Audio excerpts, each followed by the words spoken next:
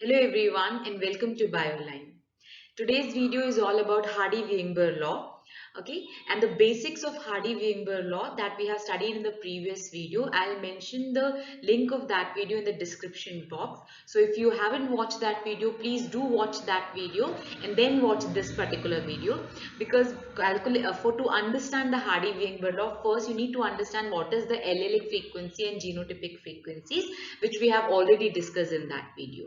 Okay, so this is the part of the population genetics, and this particular law, or we can also say Hardy-Weinberg equilibrium, is the most important part of the population genetics, and most of the numericals in the population genetic parts come from this laws. Okay, so let us understand this. So to understand this law, first of all, we need to understand some important terminologies. So first of them is population. So how can we define a population?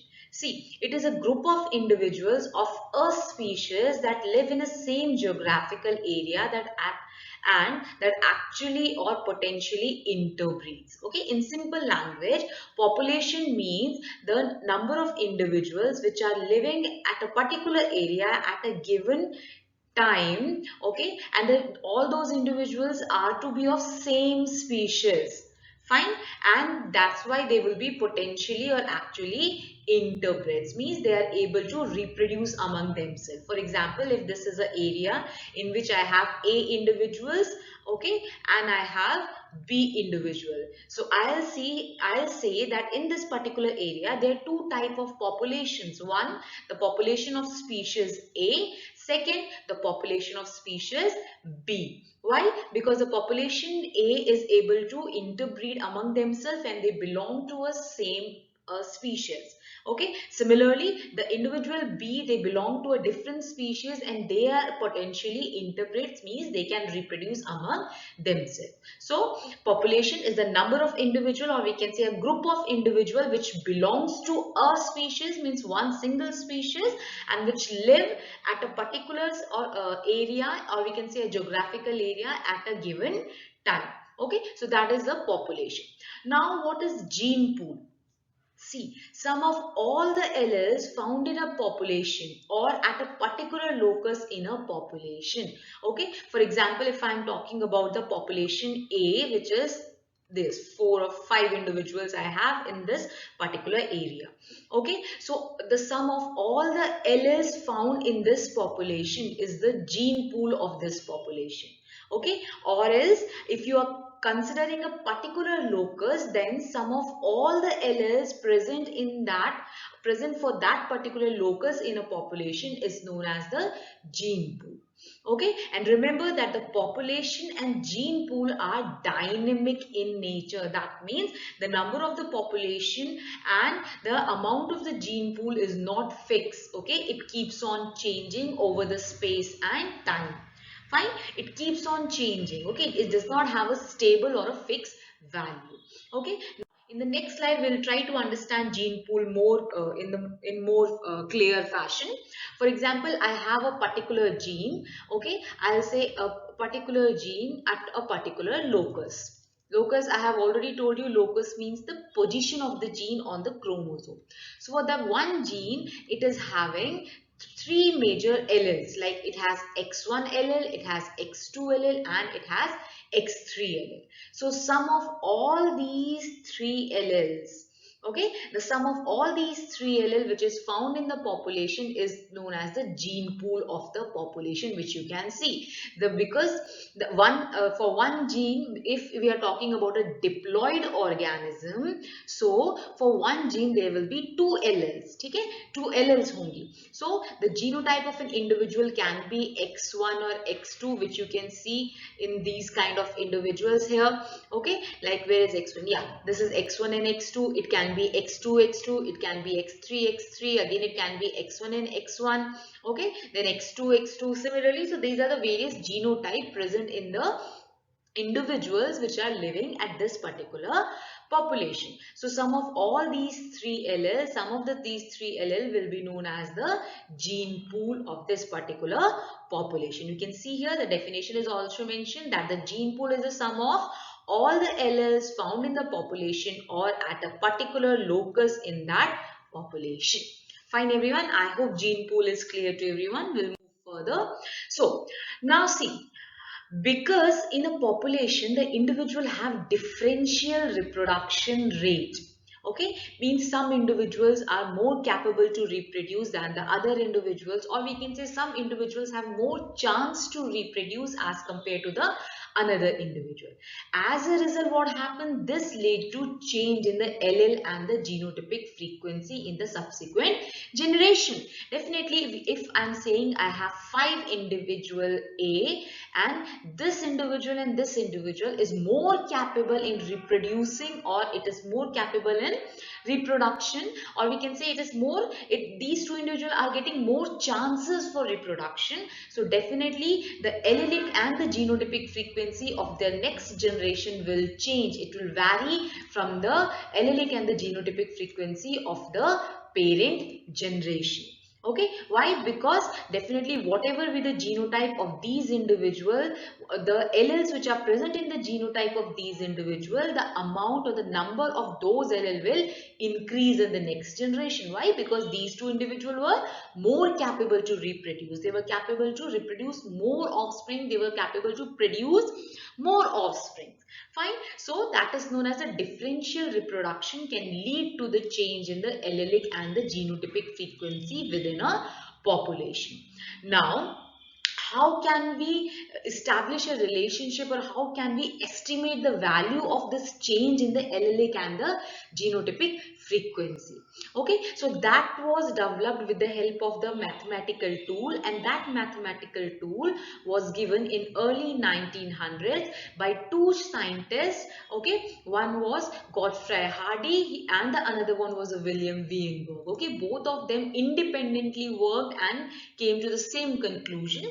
Okay, and they just establish a relationship between the relative proportions of allele in the gene pool and the frequency of different genotype in a population. Okay, कि within a gene pool, what is, if I'm saying this is X1 allele, this is X2 allele, and this is X3 allele. So what is the relative proportion between these three alleles, and what is the frequencies of different genotype? If we have three alleles, so I can have X1 genotype, we can have X1 X2 genotype, we can have X1 X3 genotype. Similarly, we can have X2 genotype, we can have X2 and X3 genotype. Similarly, we can have X3 and X3 genotype. So what is the frequency of all these type of genotype within a population, and what is the proportion of these three alleles?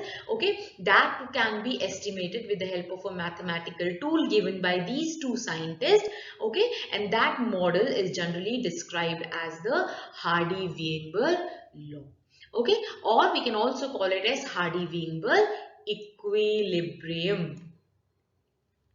Okay इसी को हार्डी-वेइनबर्ग equilibrium या तो हार्डी-वेइनबर्ग principal भी कहा जाता है. Okay, now let us understand about what exactly Hardy-Weinberg law is and what does it says.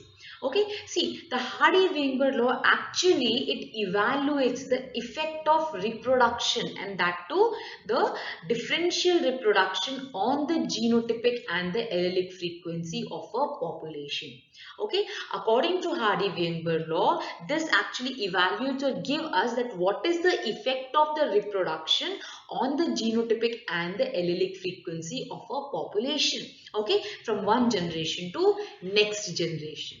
Fine, it makes several simplifying assumptions about the population and provide two key predictions if these assumptions are met. Okay. Now see, Hardy-Weinberg law, actually what Hardy and Weinberg did, they just established, or we can say they just made some assumptions about a population. Okay, what they did कि if this is a population, so this just assume some of the points about this population, and if that population is following that assumption made by Hardy and Weinberg, then according to this law there are two predictions. Fine, two predictions will be there. So that is what is mentioned. So if there is any population which is following the assumption which are made by the Hardy-Weinberg, okay, then the population is said to be the ideal population. Okay, now what are these assumptions? we'll say first of all. So see, if I'm saying a particular population has to follow the Hardy-Weinberg law, that means it is this population is having some assumptions. It is following the assumption made by this Hardy and Weinberg. Okay, if these assumptions are met, then only this law will be applied to this population. So, and okay, we can say if the population is ideal. Why ideal? Because just now we have seen if there is a population which is following all these assumptions which we will discuss now, then that population is said to be ideal. And if there is another population which is not following these assumptions, then we will say that population is non-ideal. Okay, the population will be known as non-ideal and it will not follow the Hardy-Weinberg law. Okay, so let us see what are these assumptions. Okay, all of you just remember these are very important points. They are generally asked in exam. Okay, fine. So what are the assumptions? The very first, that the organism in the population should be diploid in nature. Oh, fine. Only sexual reproduction should be allowed in the population. Population must be large enough. There should be no immigration or immigration. Okay, none of the individuals should move out of the population or enter into the population. There should be no mutation in the population. Okay, if there is any mutation that is occurring in the population, that should be only because of the genetic drift. Otherwise, there should be no mutation occurring in the population. Then there should be no natural selection acting on the population. Means all the genotype must have an equal chance for surviving and reproducing. And the last one, that the mating is to be random.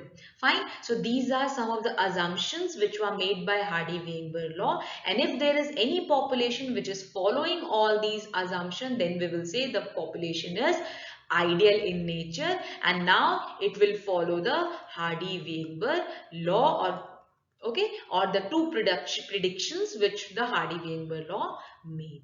Okay, now all these are very important points. Fine, ultimately we have to remember all of these assumptions. Okay, so see, simply I can say what all these assumptions in the layman language, if I'll say what these assumptions are. Actually, according to Hardy-Weinberg law, there is no other force acting on a population, no other force acting on a population, okay, other than the reproduction, or we can say other than the mating. Fine. According to Hardy-Weinberg law, the major of all these points, what does it implies? It implies that there should be no other evolutionary force acting on the ideal population. If that is the case, then only the two predictions made by the law will be followed. Fine. And there will be only reproduction is allowed in the population, and that to remember, the mating or the reproduction has to be random. Means each individual has an equal chance to mate with any other individual in a population. There is no point of differential reproduction here. Fine. Okay. Now, under these conditions, means if all these assumptions are met, then according to the Hardy-Weinberg model, there are two predictions that a population will follow. Okay, the very first is that the frequency of the allele in the gene pool do not change over the time. Very important one. Okay, that means it says that if all the assumptions made by the Hardy-Weinberg law is allowed or it's followed, or I'll say if the population is ideal, then the allelic frequency, if you remember in the previous video when we discussed about the allelic frequency and the genotypic frequency, okay, we discussed how to calculate these frequencies. So the allele frequency means the frequency of the dominant allele and the recessive allele. The frequency, we also define what is frequency, so please watch that video. Okay, so to understand all these points much more clearly, you have to just go through that video and understand what is the allelic frequency. So according to the first prediction, that if a population is ideal in nature, that means it is following all the assumptions made by the Hardy-Weinberg, then the allele frequency of a gene pool do not change. That means if the allele frequency generation by generation, it is going to remain same. Okay, the frequency of the two 2 allele, if the organism is diploid, then the frequency of the 2 allele will remain same generation by generation. There will be no variation in the allelic frequency. The second important prediction that the law made is that if the 2 alleles at a locus, for example capital A and small a, are considered, then after one generation of random mating, the frequency of the genotype, that is capital A, capital A small a and small a in the population can be followed by or calculated by this particular formula, where p square represents the frequency of the genotype homozygous dominant, 2pq represents the frequency of the genotype heterozygous, and the q square represents the frequency of the homozygous recessive genotype. Fine. So if you are considering that at a particular locus for one gene, for example, there are 2 alleles, capital A and small a, then there are 3 possible genotypes. Fine. So according to the Hardy-Weinberg law, if the population is ideal and is following all the assumptions that we just discussed, then the genotypic frequency can be calculated by this particular formula. Okay, or I can say that the sum of all the genotypic frequency is equal to 1. Fine. The sum of all the genotypic frequency will be equal to 1. Okay. And the allelic frequency, which is represented by P and Q, the sum of these two will also be 1. Fine. So, if the population meets these criteria in which the frequency of P and Q, P is the frequency of the dominant allele and Q is the frequency of the recessive allele, then the 2 allele at the given locus results in predicting the genotypic frequency, and it is said to be in the Hardy-Weinberg equilibrium. That means if there is any population which is following all the assumption made by the Hardy-Weinberg law that we discussed in the previous slide, then it will follow these two predictions that the sum of all the genotypic frequency will be equal to 1, and it can be calculated by this formula, that is p square plus 2pq plus q square equal to 1, and the frequency of the alleles will also remain stable. It will not change generation by generation. So in that case, that population is said to be in the Hardy-Weinberg equilibrium. Giving everyone, the population is following the Hardy-Weinberg law. So we will say the population is actually in the Hardy-Weinberg equilibrium. Fine. Let us move further. Now, what does Hardy-Weinberg law indicates? Just let's sum up here. So it indicates that whenever the assumptions are met, the reproduction alone does not alter the allelic or the genotypic frequency. That's why the allelic frequency P and Q was same, just now we saw, and the sum of all the genotypic frequency, okay, that was also equal to 1. Fine. And the second implication of the law is that the allelic frequency determine the genotypic frequency. Okay, if you have the value of P and Q, you can get the value of either of the genotype here. Okay, so the genotypic frequency can be determined with the help of the allelic frequency. Okay, so this is the Hardy-Weinberg law. Now, a very important point here that we all need to remember. Just now we saw for any population to follow this Hardy-Weinberg law, okay, the population has to meet all the assumptions. But that is not the case every time in the nature. Right? A population will not follow all these assumptions made by the Hardy-Weinberg model. So what does that mean? It means that it is rare. Okay, I'll just change the color here. Fine. It is rare for a real population to conform totally to the Hardy-Weinberg model. Why? Because all the assumptions will never be met. Okay, so and for all the allele. Okay, so if we are saying that a population is Hardy-Weinberg population is in the Hardy-Weinberg equilibrium, at one time it can only be for one gene. Okay, and we all know that a diploid organism, for example human, contain multiple genes. Okay, so Hardy-Weinberg law cannot be applied together at the same time to all the genes. Why? Because for some gene mutation must be acting. For some genes, other kind of assumption must have been neglected. So at a particular time, first of all, see, it is very rare for a real population to have to meet all the assumption. So it is very rare for a real population to conform totally to the Hardy-Weinberg model. And if it is actually conforming, so it can only conform for one gene, or we can say one locus at a time, not all the gene or all the locus present in an organism. Okay, all the locus and all the genes of an organism at the same time will not follow the Hardy-Weinberg law. Fine. So that is what is mentioned here, that all alleles and genotypic frequency to remain unchanged for generation after generation is totally impossible. So under the real condition, it is very rare that a population conform totally to the Hardy-Weinberg law. And if it is doing, it will only be doing for one gene or one locus at one time, not collectively for all the locus or all the genes.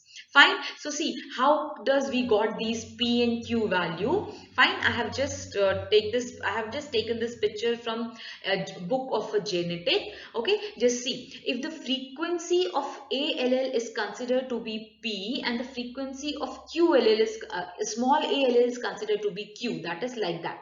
Frequency of dominant allele is P. Frequency of recessive allele is Q. Then if we just make a Punnett square and just apply the rules of multiplication of the probability, that we can say the individual with the genotype capital A and capital A definitely will be have P square, will be having P multiplied by P square frequency. Okay, the individual with the heterozygous will be having PQ, and the individual who are again heterozygous will be PQ, and the individual who are homozygous recessive will be having a frequency of, can be represented as Q square. Okay, now see, we can write that the frequency of the dominant homozygous individual, that are these, it is represented as P square. Why? Because the allele, there are two A alleles, so P multiplied by P. Now the frequency of the homozygous recessive individuals will be represented by Q square. Why? Because 2 allele, so Q multiplied by Q. Okay. Now the frequency of the heterozygous individual, okay, the frequency of the heterozygous individual will be P multiplied by Q, P multiplied by Q. But here you can see what is, there are 50% of there are chances that the individual will be heterozygous. So there are 2 PQs. You're getting 2 heterozygous. So we will just multiply it by 2.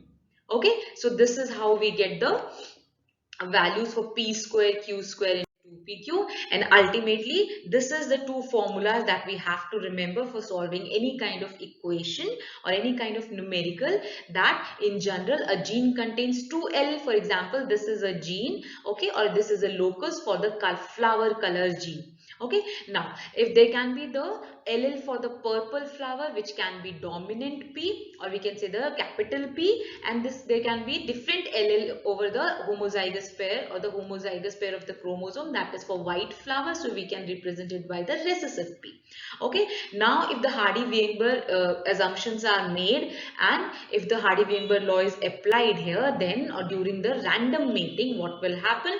Okay, the allele frequency will not change from one generation to another generation. So what happened? The frequency can be considered as, by allelic frequency can be sum up with the help of this equation, that is P plus Q equal to 1. Okay, so always remember, P will show the frequency of the dominant allele and Q will show the frequency of the recessive allele, and sum of both these alleles frequency is equal to 1.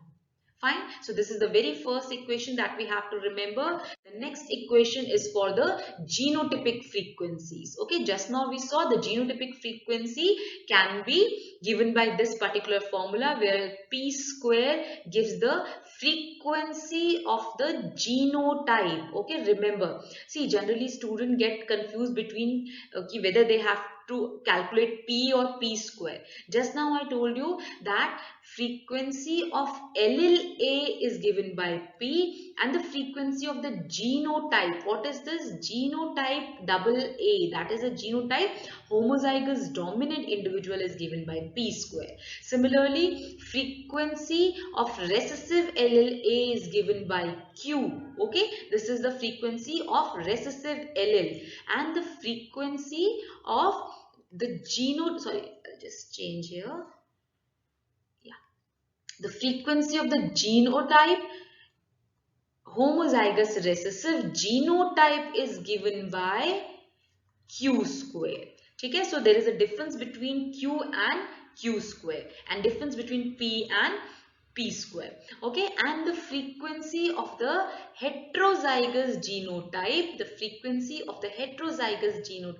is given by 2PQ. Just now in the previous slides we saw how from where we got this 2. Okay, A and capital A and small a will give you P and Q, and because if we make the Punnett square, okay, we saw there will be two individuals who will be having 50% of the individual will be there who will be having this type of heterozygous frequency. That's why we just multiply the whole term with the 2. So remember, for genotypes you need to follow this equation, and when the allelic frequency is asked, then follow this equation, that P plus Q equal to 1.